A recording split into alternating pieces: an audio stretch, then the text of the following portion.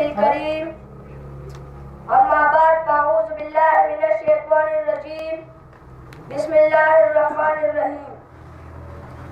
اے محفل صدارت کی رونق اور ارباب بزم، السلام علیکم. وعلیکم السلام. میرے تقریر کا عنوان ہے ذرا نم ہو تو یہ مٹی بڑی زرخیز ہے ساقی. الجھے ہوئے حالات، بکھری ہوئی فضائیں، بے چینی اور بے قراری کا ماحول، بد امنی اور بربادی کی کیفیتیں، بے حسی اور بے بسی، ادب و احترام کے جذبات سے ناشنائی، احساسی ذمہ داری کا فقدان. جب اس قسم کے حالات کا ہر طرف دھواں اور غبار پھیلا ہوا ہو تو دل گھبرا جاتا ہے کہ شاید اب سکون اور چین کے لمحات میسر نہیں آئیں گے. شاید اب کوئی پھول ایسا نہیں گرے گا جو چمن کی فضا کو معطر کر دے. شاید اب کوئی ایسا ساز نہیں بجے گا جو ماحول کی اداسی میں رنگ بھر دے. شاید اب کوئی ابن قاسم، کوئی طارق بن زیاد، کوئی محمود یا کوئی یس پیدا نہیں ہوگا جو مایوسیوں کی اداہ گہرائیوں سے نکال سکے. لیکن کوئی نہ کوئی ایسا واقعہ یا حادثہ پذیر ہو جاتا ہے کہ اچانک کہیں سے امید کی کرن چمکتی ہے اور ساری مایوسیاں چٹ جاتی ہے.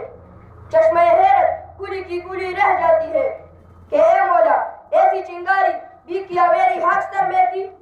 شاید ایسے ہی کسی تجربے پر علامہ اقبال مرحوم جو نباز وقت کہا ہوگا کہ نہیں ہے نا امید اقبال اپنی کشت ویرا سے، نہیں ہے نا امید اقبال اپنی کشت ویرا سے، ذرا نم ہو تو یہ مٹی بڑی زرخیز ہے ساقی. حضرات محترم، پاکستان مغرب وجود میں آنے سے پہلے انگریزوں اور ہندوؤں کی ملی بھگت سے مسلمان تو خواجہ غفلت میں غرق تھے.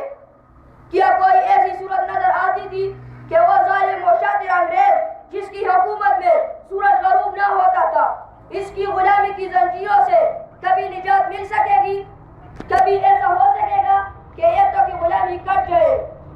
کیا کوئی اس قبض کی تیلیاں ٹوٹنے کا تصور کر سکتا تھا؟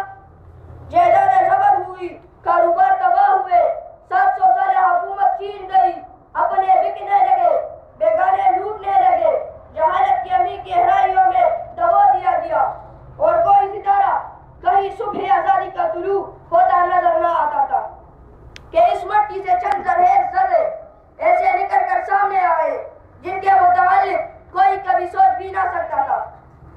لیکن وہ ذرے چمکے، ابھرے اور سارے عالم میں چھا گئے. ظالموں کے ظلم و ستم کے دان کٹے ہو گئے. سوئی قوم کو اٹھایا، کریا کوچا کوچا، بستی بستی گھومے اور اپنا درد ہر شخص کے دل میں بھر دیا. انہی چند اشخاص نے اس مٹی کو ذرا نم دیا تو پتہ چلا کہ جس زمین کو ہم مردہ سمجھتے ہیں وہ تو بہت زرخیز ہے.